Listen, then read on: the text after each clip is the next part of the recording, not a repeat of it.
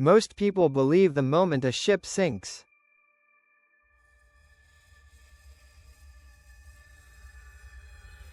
is the most dangerous part. It isn't. Many survivors make it through the chaos, the freezing water, the screams, the disappearing lights. They survive the first night. But something changes when the second night arrives. Because by then, no one is coming. And that is when people begin to disappear. The ocean does not always kill quickly. Sometimes it waits, and lets the human mind do the work. Rescue statistics show that many survivors are found within the first 24 hours. Search planes fly overhead. Ships reroute. Radios crackle. Hope is still alive. But when darkness falls again, and no rescue has arrived, the brain begins to understand something it tried to reject before. You may be completely alone. Night 2 is not just colder. It is quieter. Heavier. Psychologically unbearable. Psychological descent on the first night, adrenaline protects you. Your brain floods your body with survival chemistry. You are alert. Focused. Primitive. But adrenaline cannot last forever. By the second night, dehydration is setting in, energy is collapsing, body temperature is dropping, decision-making deteriorates, and then something far more dangerous begins: cognitive surrender. This is the moment the brain starts whispering, "Stop fighting." Survivors have reported drifting into the water voluntarily, removing life jackets, falling asleep despite lethal temperatures. Not because they wanted to die. Because the mind was exhausted. The ocean doesn't have to pull you under. Sometimes, it simply waits for you to let go. The silence factor. What makes Night 2 uniquely dangerous is silence. No engines. No voices. No passing ships. Just the rhythmic sound of water, and your own thoughts turning against you. Humans are not built for sensory emptiness. We require signals of safety. When none appear, the brain creates its own conclusions. And those conclusions are often fatal. Veteran rescuers understand this pattern well. If survivors are not located quickly, the probability of psychological collapse rises sharply. The second night is not just a measure of time. It is a threshold. This exact psychological breaking point is one of the primary reasons I wrote my newest book, The Second Night at Sea, because most people misunderstand what actually kills survivors. It isn't always the storm. It isn't always the sinking. More often, it is the silent mental unraveling that follows. If this subject grips you, the book is linked below.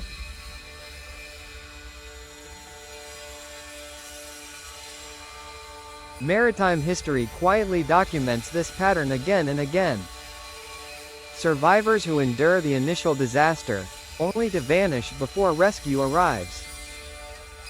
Not because they lacked strength, but because survival is psychological before it is physical.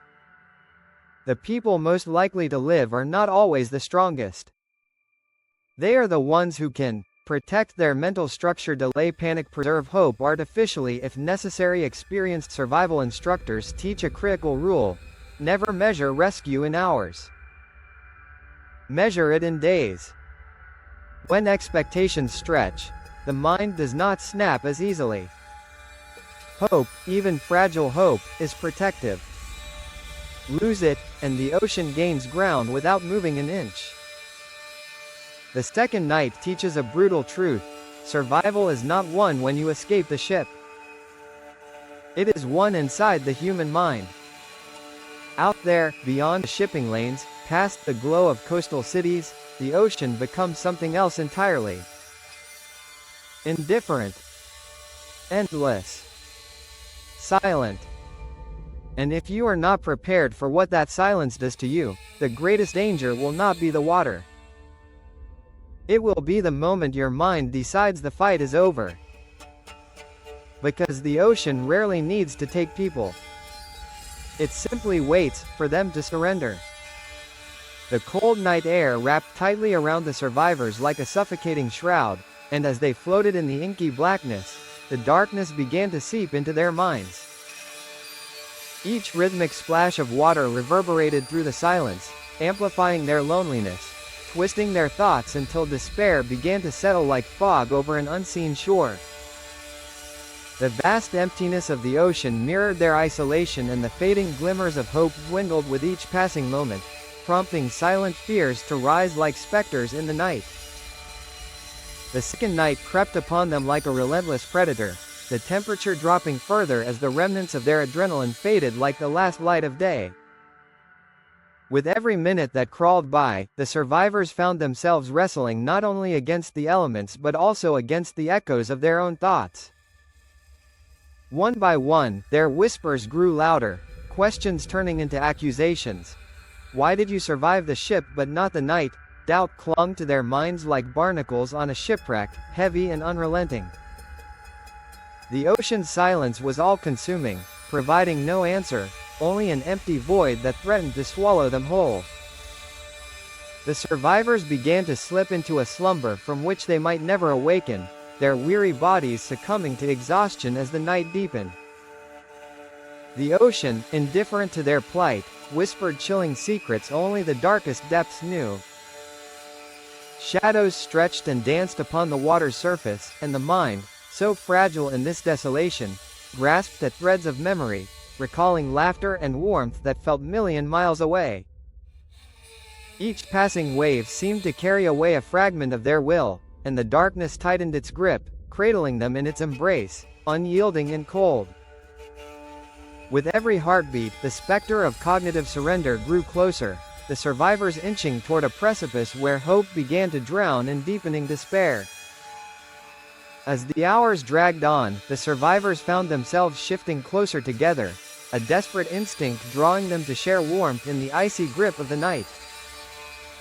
The small movements brought fleeting comfort, yet the palpable silence felt like chains binding them to their fate.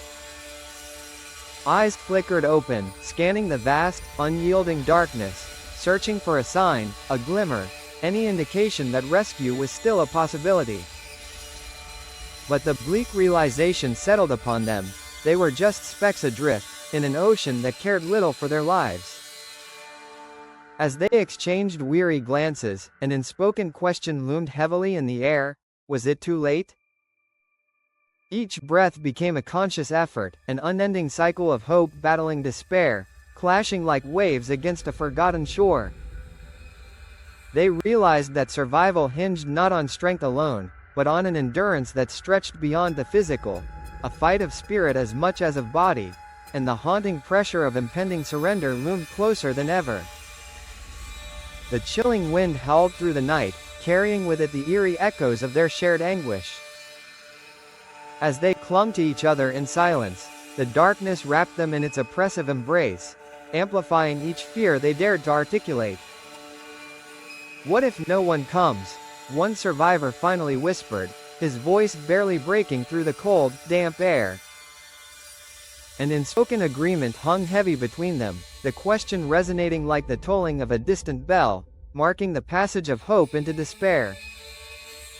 Each survivor's breath was a reminder of existence, but with every inhalation came the harsh realization of their solitude, a haunting reminder of the mercy the ocean had yet to show.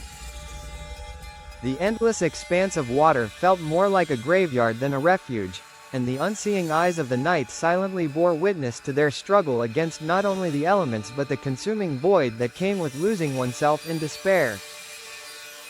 The ocean's vastness seemed to mock them, each wave a reminder of their fragile humanity, teetering on the brink of surrender.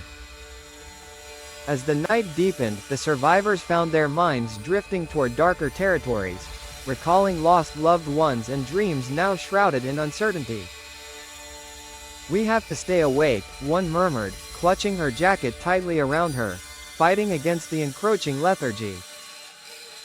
Yet, sleep tugged at them relentlessly, whispering sweet nothings of forgetfulness that promised an escape from their torment. As the clock crept toward the darkest hours, the survivors could feel the weight of the ocean pressing down upon them. Not just the water's chill, but the suffocating pressure of their doubts. Memories flickered like dying embers, their warmth replaced by a bone-deep coldness that seeped into their very souls. Each heart-wrenching moment stretched like an eternity, leaving behind only the chilling specter of surrender, lurking just beneath the surface of their minds.